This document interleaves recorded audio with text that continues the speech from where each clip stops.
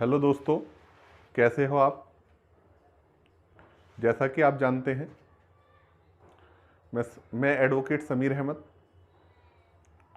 UP APO का हमारा crash course चल रहा है, जिसमें हमारा भारतीय साक्ष्य अधिनियम 1872 चल रहा है, जिसकी नियमित वीडियो आ रही हैं। इससे पहले हम धारा 3 तक डिस्कस कर चुके हैं। आज हम बात करेंगे धारा 4 की। आज हम बात करेंगे भारतीय साक्ष्य अधिनियम की धारा 4 की, जो बात करती है, जिसके अंदर प्रावधान है उपधारणा कर सकेगा, उपधारणा करेगा और निश्चायक सबूत। धारा को डिस्कस करने से पहले हम ये जानने की कोशिश करेंगे कि उपधारणा कहते किसे हैं, उपधारणा होती क्या है, उपधारणा या परिकल्पना, इसका अर्थ क्या है। उपधारणा कुछ ज्ञात तथ्यों के आधार पर किसी अज्ञात तथ्य के बारे में लगाए जा रहे अनुमान को उपधारणा कहते हैं। किसी ज्ञात तथ्य के आधार पर किसी अज्ञात तथ्य के विषय में लगाए जाने वाले अनुमान को उपधारणा कहते हैं। मैं दोबारा बता रहा हूं कि कुछ ज्ञात तथ्यों के आधार पर किसी अज्ञात तथ्य के बारे में लगाए जा रहे अनुमान को उपधारणा कहते हैं। जैसे एग्जाम्पल देखेंगे हम, राम की एक घड़ी खो गई। राम की एक घड़ी खो गई तथा उसके कुछ देर बाद वह श्याम के पास से बरामद हुई। राम की एक घड़ी खो गई और घड़ी खोने के कुछ देर बाद वो किसके पास पाई गई, यानी कि किससे बरामद हुई, श्याम से। अब प्राकृतिक अनुमान क्या होगा, या तो श्याम ने घड़ी चुराई है या किसी चोर से यह जानते हुए प्राप्त की है कि वह चोरी की है। या तो श्याम ने घड़ी चुराई है या यह जानते हुए किसी चोर से प्राप्त की है कि यह चोरी की है, यानी कि यह घड़ी चुराई हुई है। तो इसे क्या कहें, किसी ज्ञात तथ्यों के आधार पर। अब ज्ञात तथ्य क्या है कि घड़ी श्याम के पास से बरामद होना। किसी ज्ञात तथ्यों के आधार पर अज्ञात तथ्य के बारे में अनुमान लगा लेना उपधारणा कहलाता। अज्ञात तथ्य कि या तो मतलब घड़ी श्याम के पास से बरामद हुई, श्याम को घड़ी चुराते हुए नहीं देखा। ज्ञात तथ्य क्या है कि चोरी हुई घड़ी श्याम के पास मिलना।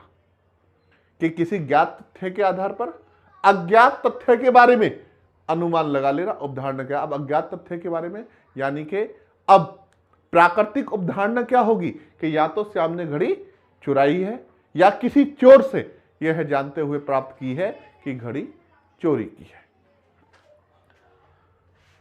मैं एक बार और बताता हूं कि उपधारणा क्या होती है कि कुछ ज्ञात तथ्यों के आधार पर किसी अज्ञात तथ्य के बारे में अनुमान लगा लेना उपधारणा कहलाता है।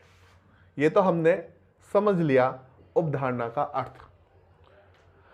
अब हम विधि का एक सामान्य नियम जानेंगे, जो यह कहता है कि प्रत्येक तथ्य जिसके आधार पर कार्यवाही का एक पक्षकार न्याय निर्णय प्राप्त करना चाहता है, उसे वह तथ्य साबित करना होगा।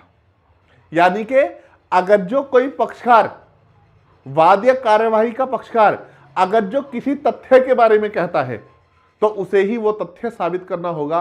ये जो है कानून का सामान्य नियम है, विधि का जो है ये सामान्य नियम है। क्या है सामान्य नियम कि प्रत्येक तथ्य जिसके आधार पर कार्यवाही का एक पक्षकार न्याय निर्णय प्राप्त करना चाहता है, उसे वह तथ्य साबित करना पड़ेगा।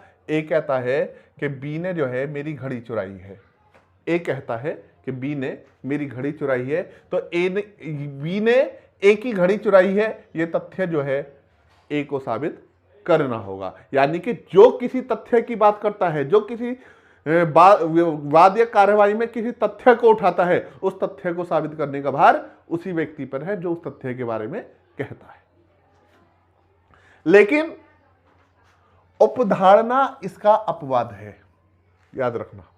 जो ये सामान्य नियम है कि प्रत्येक तथ्य जिसके आधार पर कार्यवाही का एक पक्षकार न्याय निर्णय प्राप्त करना चाहता है उसे वह तथ्य साबित करना होगा। इस सामान्य नियम का अपवाद है उपधारणा। उपधारणा इस सामान्य नियम का अपवाद है, यानी कि जब न्यायालय किसी तथ्य का अस्तित्व या अनअस्तित्व मानकर चलता है तो यह कहा जाता है कि न्यायालय ने उस तथ्य की उपधारणा कर ली है। जब न्यायालय किसी तथ्य का अस्तित्व या अनअस्तित्व मानकर चलता है तो यह कहा जाता है कि न्यायालय ने उस तथ्य की उपधारणा कर ली है। तो मैंने सामान्य नियम बताया।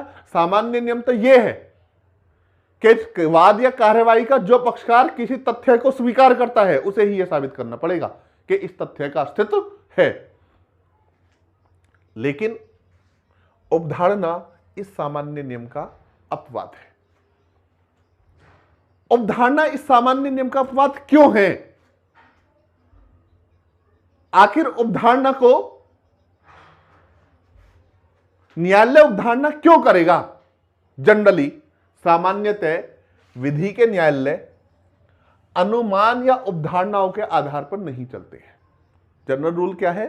सामान्य नियम यह है कि विधि के न्यायालय जो हैं अनुमान या उपधारणाओं के आधार पर नहीं चलते हैं, लेकिन जब उपधारणा करना विधि द्वारा अधिकृत हो, यानी कि उपधारणा करने की परमिशन या उपधारणा करने के लिए अधिकृत अथोराइज कानून के द्वारा कर दिया हो तो न्यायालय उपधारणा कर सकता है या उपधारणा कर सकेगा। जनरली सामान्यतः नियम यह है कि विधि के न्यायालय अनुमान या उपधारणाओं पर नहीं चलते हैं, बल्कि वो उनके सामने पेश किए गए साक्ष्य के आधार पर निर्णय देते हैं। विधि के न्यायालय उनके समक्ष पेश किए गए साक्ष्य के गुण या अवगुण के आधार पर, साक्ष्य के विधि के न्यायालय जो है उनके समक्ष पेश किए गए साक्ष्य के गुणागुण के आधार पर निर्णय देते हैं, ना कि अनुमान या प्रकल्पना के आधार पर। लेकिन जब उपधारणा करना विधि द्वारा आदेशित हो, जब उपधारणा करने के लिए करना विधि द्वारा अधिकृत हो तो न्यायालय उपधारणा कर सकता है या कर सकेगा। अब न्यायालय, यह बात याद रखना कि न्यायालय तथ्य की उपधारणा करेगा, विधि की उपधारणा नहीं। न्यायालय काय की उपधारणा करेगा? तथ्य की उपधारणा करेगा, विधि की उपधारणा नहीं। फिर मैं बता रहा हूं कि न्यायालय जो है वो तथ्य की उपधारणा करेगा, विधि की उपधारणा नहीं करेगा। तथ्य क्या होता है ये मैंने जब धारा 3 को डिस्कस किया था, जब पूरी तरीके से विस्तार रूप में बताया था। अगर जो तथ्य का अर्थ किसी के समझ में नहीं आता हो तो पिछली वीडियो को जाकर तथ्य का अर्थ देख सकता है कि तथ्य क्या होता है। तो न्यायालय जो है काय की उपधारणा करेंगे? तथ्य की उपधारणा करेंगे, ना कि विधि की उपधारणा। अब यहां से एक सवाल पैदा होता है कि न्यायालय द्वारा उपधारणा करने के क्या लाभ हैं? न्यायालय द्वारा तथ्य की उपधारणा करने के लाभ, क्या लाभ होगा? पहली चीज, प्रारंभिक सिद्धभारिता से बचाव, यानी कि जो पक्षकार न्यायालय से किसी तथ्य की उपधारणा करने को कहता है कि न्यायालय इस तथ्य की उपधारणा करे, तो वह पक्षकार सिद्धभारिता से बच जाता है। जिस तथ्य की उपधारणा न्यायालय ने कर ली है उस पक्षकार को अब उस तथ्य को साबित करने की आवश्यकता नहीं होती। तो सबसे पहली बात क्या है? सिद्धभारिता से बचाव।